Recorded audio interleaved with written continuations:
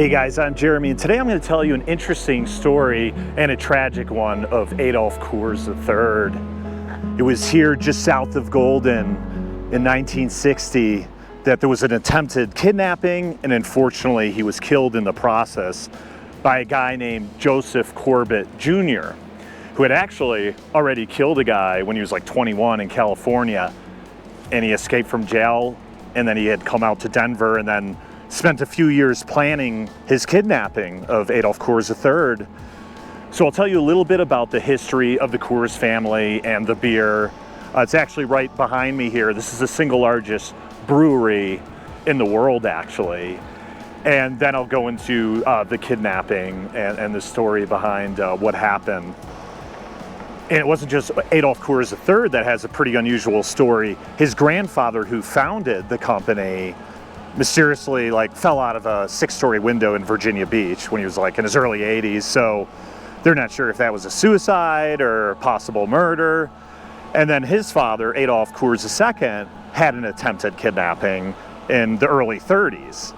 So a lot of family drama and some other interesting stories. So Adolph Coors, who founded the company, left Germany in the 1860s as a stowaway. Basically, he came illegally on a boat, and they actually did stop him at immigration and were going to turn him back, and he said he would prove to them that he would get a job and make money within a year, in which he did. And so he had a few different odd jobs, and he ended up working for a brewery in the west side of Chicago for about 3 years, and that's where he learned how to brew. And so he had heard about a lot of people coming out west. In 1858, they had found gold near Denver and then some other places west of Golden. So we knew a lot of people were coming out here already for about, 10 or 15 years or so.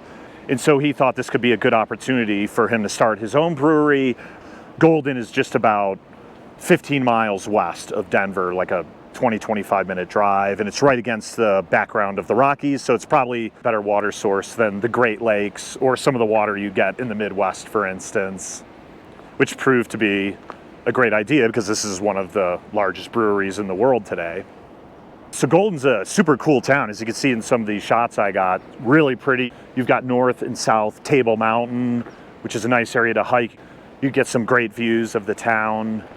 There's some cool rafting here I actually did a couple weeks ago. They could drop you off a few miles just to the west of town, and you could tube back in, and a lot of fun, really fast. So if you're in the area, that's a fun thing to do.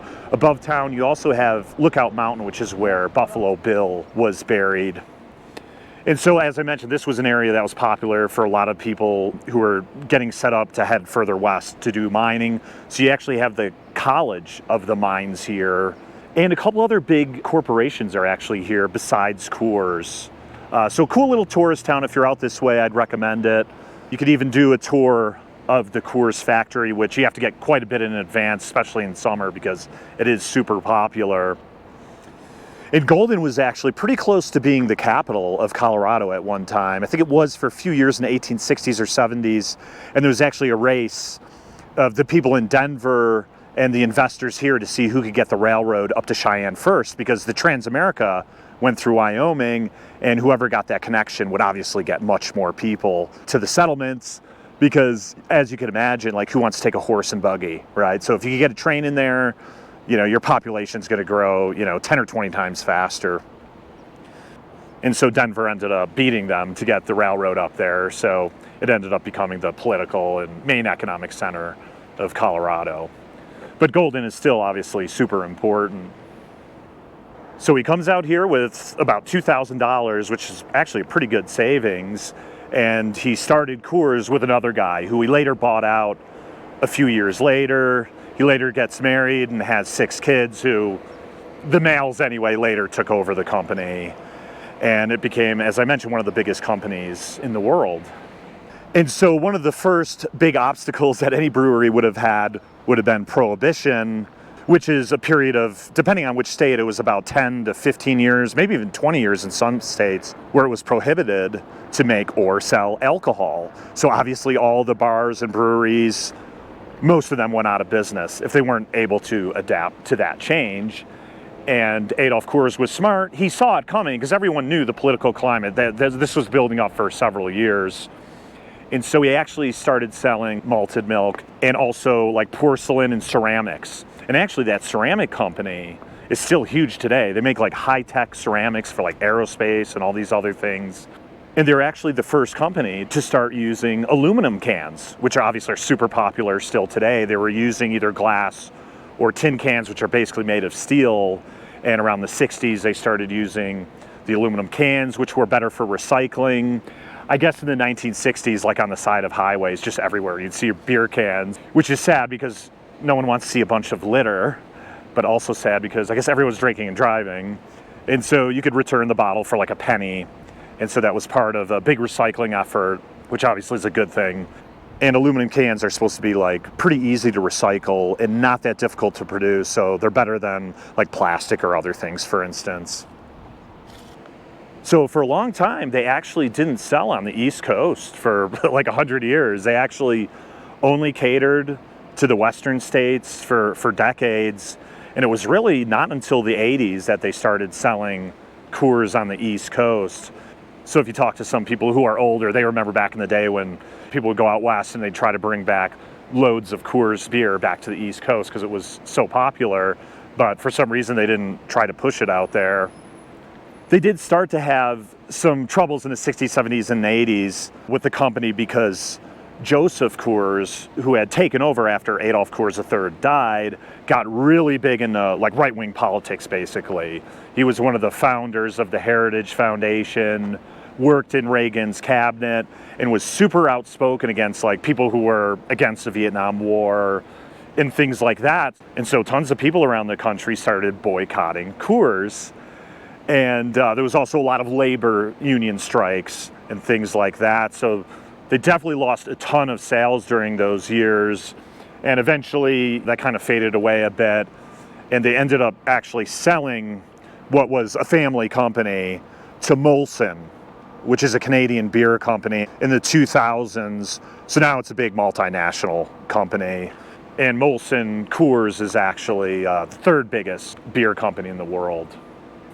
And so it's pretty crazy because, of course, Adolph Coors III was kidnapped, and also his father almost was kidnapped in 1934.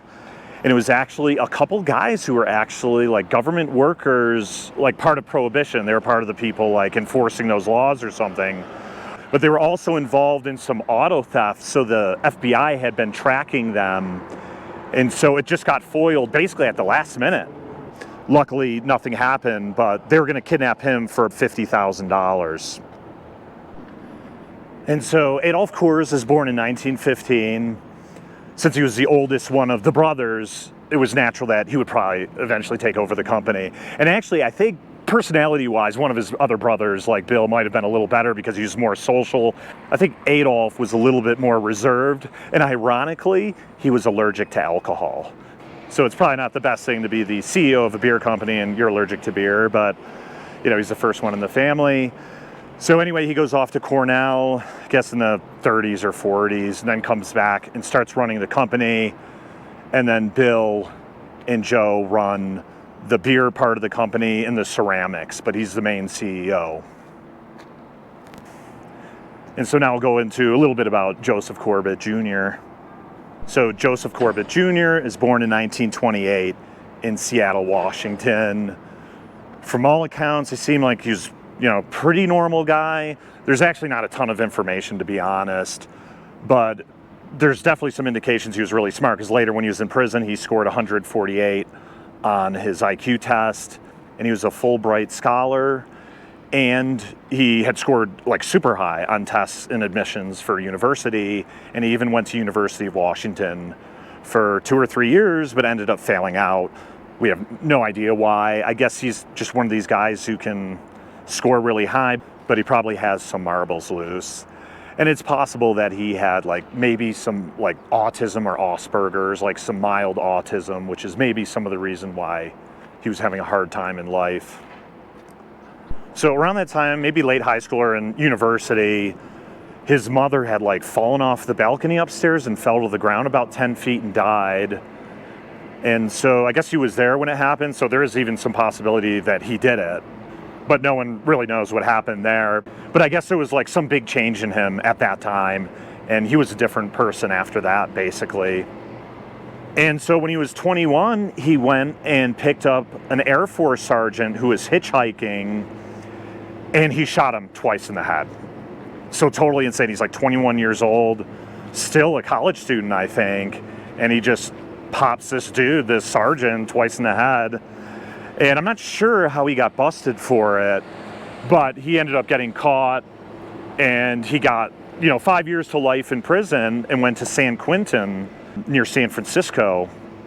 And so he was there for a bit and then moved to another facility, which was kind of like a medical facility, I think, because they were trying to figure out psychologically what was wrong with him. But then he ended up in a minimum security prison, which was like real minimum, meaning like you could just walk out pretty much, which is what he did. He ended up going out of the window at night, and he had some clothes waiting for him that were in the laundry room or something. And so he went down to LA, and this is when he takes the alias Walter Osborne, which is actually the name of his older stepbrother, his first and middle name. So not super clever there. This guy's definitely got some blind sides on some of these things. So anyway, he's down in LA then for about 6-7 months, working a bit, and then heard about Denver, and it was nice. And I don't blame him for wanting to leave California if like you're wanted there for escaping jail, basically. So he moves to Denver and ends up at the Benjamin Moore Paint Company, which is basically in Reno, and worked there for like 2 or 3 years, I guess. And it was during these 4 years that he was in Denver that he was planning out the kidnapping of Adolph Coors III. And so Adolph Coors III was first downtown in Denver, so he was actually scouting that area, and he had planned to kidnap him in about 1958, so 2 years earlier, but he had just moved to that 500-acre ranch just south of Morrison, and so he had to replan everything that he wanted to do. And so in the months leading up to the kidnapping, he obviously got a rifle or a gun and some handcuffs and some shackles for your feet and a typewriter and things like that. So he wrote the ransom note, and he basically was driving down next to his house because, like I said, he's scoping out the scene to see like when he's leaving for work and doing different things. And he's got this yellow Mercury car, which is kind of flashy. In this area near Morrison, there's probably only like a few people even driving through a day. So if there's a car sitting out there for a couple hours at a time at an intersection and you drive by, and I guess they could see the rifle in the passenger seat, so super suspicious. So at least one person remembered at least the first few digits or numbers of his license plate, which would come in handy later. And so, as I said, Adolph Coors III and his family moved out there because he wanted to get out of the city, and he liked being on like a ranch where he could raise livestock. He was more into the countryside thing. He wasn't even really like enjoyed being the CEO, sitting in an office all day. So this ranch was a good way for him to do something he enjoyed. And I think he was even taking an early retirement. At the time he was shot, I think he was about 45. So I think he was only going to do a few more years and like leave the company early just to enjoy, his family and living on the ranch. And so on February 9th, 1960, Adolph Coors heads off for work at 8 in the morning. And a little while later, someone heard like some loud shot and a yell, because there were not a lot of houses around, but there's a few around that could hear things, especially because there's not much going on. And later a milk truck actually pulled up and seen that there was a car, because it's just a one-lane bridge. They had seen that this car's on the bridge blocking his way getting through. He gets out and he notices the car is still running and there's no one around, and the music's on or the radio's on. And so he actually moves the truck off. But eventually the people at his work are wondering where he's at anyway, because he should be there by, 8:30 or so, or 9. And so the police come out and they find there's like 2 hats down in the river, and later found his glasses down there, and then see all this blood on the ground and on the railing. Some people were kind of optimistic and thought maybe it was not a big deal, like a road rage incident, and he's off somewhere, so it's like a missing persons case to begin with, because they didn't get the ransom note until the next day. He couldn't have had a prettier ride to work. It took me about 25 minutes over here, so I guess Back in the day, it was probably like, I don't know, 35, 40 minutes or whatever. But as cool as it would have been for him to live in Golden, he probably didn't want to live next to work. It's like when I've lived overseas, I worked at universities where you like live on campus and it's convenient because you're at work, but it's good to get that separation. So I think that's why he went all the way out here to purposely get away from work and his family and the city. But unfortunately, there's some creepy dude lingering nearby waiting to try to get $500,000 with ridiculous plan that went wrong like 99% of kidnappings do. So I'm out here where the bridge would have crossed Turkey Creek. And of course there's some highways here and things now, so this has obviously changed. So I imagine somewhere along here, probably a little further up, is where he would have crossed over. And then I think it connected on the road over where the highway's at now.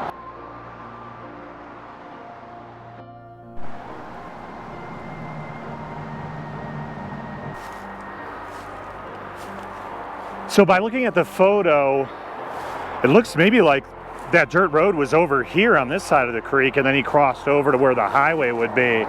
But it's tough to say. But yeah, anyway, came down here at 8 o'clock. And as I mentioned, they had seen Corbett staking out the area for a while. So when he saw the car, he probably wasn't surprised initially. And then, oh shit, there's a snake. And so he'd seen that car before, and I'm not sure what he did. I mean, maybe he stopped him and asked for directions or something. I'm not sure. But Adolph was a pretty big athlete. He was a semi-professional baseball player and a huge skier, so he's pretty athletic. And about 45 years old or so, they were both 6'2", so pretty big guys. And so I imagine that told him, like, get in the car, or he said, put on these handcuffs. At some point, he's like, yeah, I'm not doing this, and didn't think the guy was serious, unfortunately. And he had shot him in the back. And the interesting part about that is, I assume it's like when he's running far away, but there was gunpowder on the back of his shirt that they found, meaning, I mean, it had to be like within a few inches.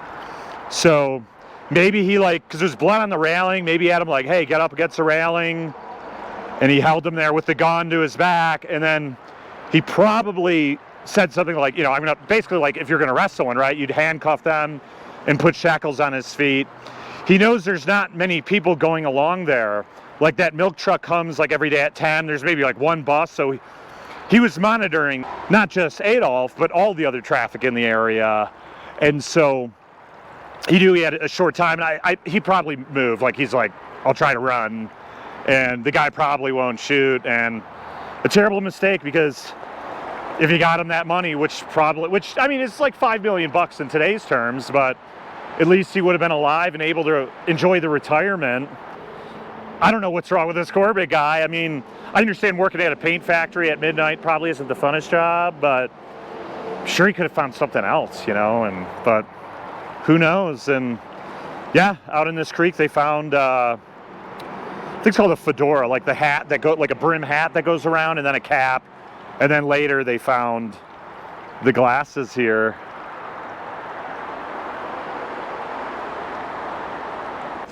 And so Corbett goes back to his apartment, and he was living at that time at an intersection at Colfax and Pearl Street. It's called the, like, Pearlmore. I looked it up. I didn't see that apartment there anymore. Of course, it's like 80 years ago, so it might have been torn down and made into a different apartment, but he was at that intersection there, and he moved out that day, and that's when he, like, threw a bunch of things away and left town, more or less. And they were aware of the car that people had seen, staking out that area for several weeks, and they had part of the license plate, and the first numbers indicate it's from Denver, and then they were basically able to narrow down this car that's not, like, super popular. And so they end up finding out, like, where he had lived, and they search his apartment, and in the trash they find, like, handcuffs and leg shackles and a typewriter and things like that. And then he headed up to Atlantic City, and he torched his car like about a week later. And so luckily it wasn't completely torched, and the cops there looked at the serial number, which is the same as a VIN today basically, and they traced it back to Walter Osborne in Denver. And also a big thing about the car, they found a bunch of dirt on the bottom, and the type of rocks and mud on the car are like very specific to red rocks into this area, because Morrison and Golden are right next to many red rocks, not just the amphitheater, but they're all around this area. So the soil here is quite distinct, and there's no reason why people would have that under their car if they're like driving around in New Jersey or the Northeast or something like that. That was actually one of the biggest things for the prosecution in the case later on. And then they got the ransom note, and they could tell by looking at the font and the writing like what kind of typewriter model actually did that. And once they figured out what kind of company, then they could see where they sell them. And so there's all these clues leading up to what was going on. They obviously know he left town the same day in the similar car that was seen, so quite suspicious, obviously. So I'll go ahead and actually read the ransom note so you have kind of an idea of what he was talking about. So, Mrs. Coors, your husband has been kidnapped. His car is by Turkey Creek. Call the police or FBI, he dies. Cooperate, he lives. Ransom 200,000 in 10s and 300,000 in 20s. There will be no negotiating. Bills used, non-consecutive, unrecorded, unmarked. Warning, we will know if you call the police or record the serial numbers. Directions. Place money in this letter and envelope in one suitcase or bag. Have 2 men with a car ready to make the delivery. When all is set, advertise a tractor for sale in Denver Post, Section 69. Sign ad King Ranch, Fort Lupton. Wait at NA 9-4455 for instructions after ad appears. Deliver immediately after receiving call. Any delay will be regarded as a stall to set up a stakeout. Understand this, Adolph's life is in your hands. We have no desire to commit murder. All we want is that money. If you follow the instructions, he will be released unharmed within 48 hours after the money is received. So, kind of, in general, like the standard kind of ransom note you'd assume. Pretty weird how he wants them to advertise for something. So I'm not sure on all of his plans, because as we know, the kidnappings a lot of the times don't go well, but even if you get the person, it's the meeting and trying to exchange the money and the person that's really the big problem. So he's probably got some complicated way of trying to get that money without getting caught, basically. And so in the meantime, the family's waiting on the phone call, like further instructions. And it's not like they had any representative or anyone to answer the phone, or police or FBI or anything. So his wife, Mary, actually has to take all of the calls that are coming in, whether they're real or not. And there's just so many idiots out there. Like over 50 people had called her who are not Joseph Corbett, who are just other people either trying to get money or pranking or just being assholes or whatever. So she had to deal with all that BS in addition to all the sadness of knowing, like, you know, it's not looking good. Like, he's not there, there's a bunch of blood on the ground. And although the family was somewhat optimistic, they thought like it wasn't that much blood. The FBI had determined it was like 13 by 22 inches around. So the amount of blood loss they determined was like, yeah, he lived maybe 5 minutes. So because it's such a huge case, the FBI gets involved right away. And so this was the biggest kidnapping in almost 3 decades since the Lindbergh baby had been kidnapped. So really big deal. So about 6 months later, in September, from the time he was shot, the kid was off doing shooting practice on a small road, like out in the mountains west of Larkspur, kind of in between Colorado Springs and Denver. And it was a dump out there, and he's kind of walking around. He saw some pants on the ground, and he like kicked it out of the way, and he heard it jingle. He checked in the pockets, you know, there's some change. And there was actually a little knife which had the initials AC the Third. And of course, if you're a local in that area, you know that this is a huge case going on. Adolph Coors III has been kidnapped. And he looked around and seen some bones. And over the next few days, they found his skull and everything like spread out over a big area. Like, His skull was about 1,000 feet away from the other parts of the body. So it's obvious that some animals were dragging different things around, which of course for his wife and family is just another sad thing to have to go through. But at least the mystery, whether he was alive or not, was over. So Corbett goes up to Canada. He first goes up to Toronto, where he tried to make it for a bit. A couple of the employers want to know more information about him, and he didn't obviously have any good answer for that. And then another job he had at a warehouse, he didn't really ask too much. He was just working and things were going okay. But around that time, there's a magazine called Reader's Digest, which is super popular for decades. It's got a bunch of nonfiction and fiction stories and crossword puzzles and all kinds of different stuff. But they had an article on the kidnapping, and on the front of that article had a picture of Joseph Corbett Jr.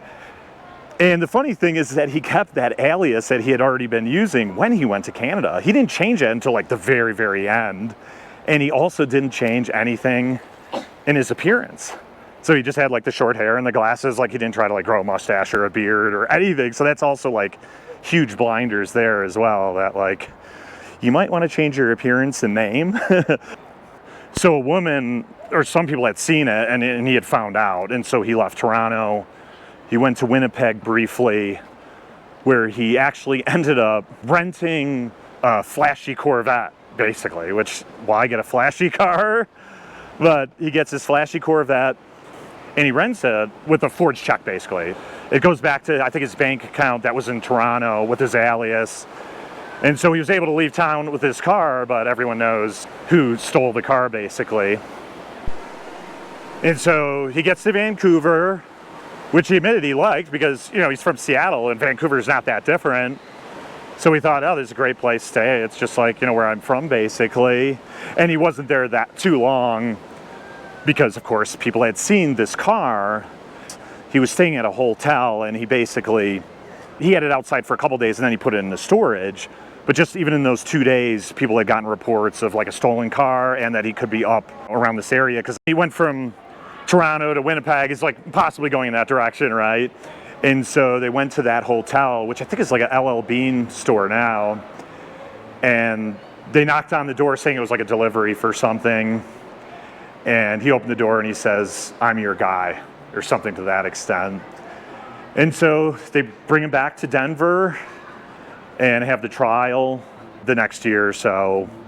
And actually, it was 50-50 at the beginning with the jury. They had to deliberate for a few days until they were unanimous in the decision that he was guilty. And in general, it could have been the death penalty, except for the fact that in Colorado, there needs to be a witness or a confession, and there was neither. No one had seen this event happen, and he never confessed, even till the end of his life.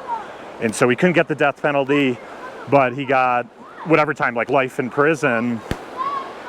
And after about 18 years, he was up for parole. He was like a model prisoner. He was like an X-ray technician in the prison. And he was up for parole, and he was actually granted it, which to me is a big surprise because he not only had killed Adolph Coors, who was obviously a famous rich person, but he had also killed that other kid. I don't know how he didn't even get extradited to California to serve out his sentence. Maybe it was past the statute of limitations or some weird thing, but I thought that was odd because he only did like 4 years and then escaped. And like, he should have probably did at least 5 or 10 years out there too, but. And then it's funny because he was released in 1979 or 80. And the instructions for his parole is like, you go back to Seattle with like a family member, like a cousin or something like that for at least 5 years. And I'm not surprised that they wanted him out there because no one wanted him in Denver, right? I mean, he's this infamous killer, and the Coors family's still kind of stressed out. Like, they're like, we got to monitor this guy, which of course they ended up having to do because he did end up living there. But he's out in parole, he flies out to Seattle, and then he got right on a flight back to Denver because he wanted to get money out of his bank account and then close the bank and just head back. And of course, people in town are like, I thought I'd never see that dude again. And it's like a day later he's there. So I think he had to do like a whole nother year in jail before he was released again or something like that. And so he gets out and he actually worked for the Salvation Army as a driver for like, I don't know, 20, 25 years until he was like in his 70s. And then he retired and lived in an apartment in Denver. He was living in the Royal Chateau Apartments along South Federal Boulevard. In his early 80s, he's diagnosed with terminal cancer. I don't know if it was brain cancer or whatever. And he ends up shooting himself, actually. And basically over those, 20, 30 years he's living in Denver, of course people wanted to interview him, and he basically never gave much of any interview. He said he didn't want to talk about it, and he said he was still innocent, and he didn't want to prove his innocence because it might bring up more publicity, and there's so much evidence against him that it seems kind of unlikely he was innocent. But anyway, he got to live out his life for the most part. Not saying it was perfect or great. And then the Coors family, of course, their lives were ruined. His wife, Mary, got really big into drinking and stuff like that. His oldest daughter got cancer and died at 26 years old. And then his wife, just a few years later after that, had fallen in Aspen and died at the age of 60. And then I know his son had a falling out with the family too, because what happened was, when Adolph died, the two other brothers were like, yeah, well, I guess we're gonna take over, because if Adolph had lived, his kids would have been second in line. And because he died, they kind of want to ostracize his family a little bit. And so they ended up distancing themselves from the family a bit. And so they ended up kind of moving on, moving to Denver and moving other places or whatever. So yeah, really interesting story, obviously super sad. It's kind of interesting how, as I do these stories, I learn some interesting patterns that you might find in other people or other cases. And for instance, Ted Bundy's from Seattle, also a smart guy who also escaped from jail. Of course, his crimes were much different, but also pretty intelligent guy. And then you have James Holmes, who committed the movie theater shooting in Aurora, the Joker shooting. And he was a neuroscience PhD student, and he had failed out and then committed these acts. So you kind of see where, I guess they realize when they're a teenager in their 20s, that if they can't finish college, I guess I'll start killing people. I mean, it seems ridiculous to me. There's so many other jobs or ways to make money out there. It seems pretty odd. I guess it seems like James Holmes and Joseph Corbett were kind of similar in the way that they were super high IQ, but had some social issues and possibly some psychosis or something. And it's crazy because they're just so much smarter than other people, but a big part of life is having social skills. And yeah, if you're seeing things or having weird thoughts, you're missing a couple marbles. It could be the difference of really successful or not successful at all. So pretty crazy. But anyway, hope you enjoyed the video. Like and subscribe if you did. And I'll do some other stories up in New York and Cleveland and PA. I'll go to the area where Trump was shot at recently, and a couple other big cases in Western New York, maybe even Canada. And I'd appreciate if anyone wants to give some donations. I'll put some links below because this is a lot of time and effort. I'm already struggling running a tourism business that, it's tough in this economy. So anyway, take care, and I'll see you guys next time. Cheers.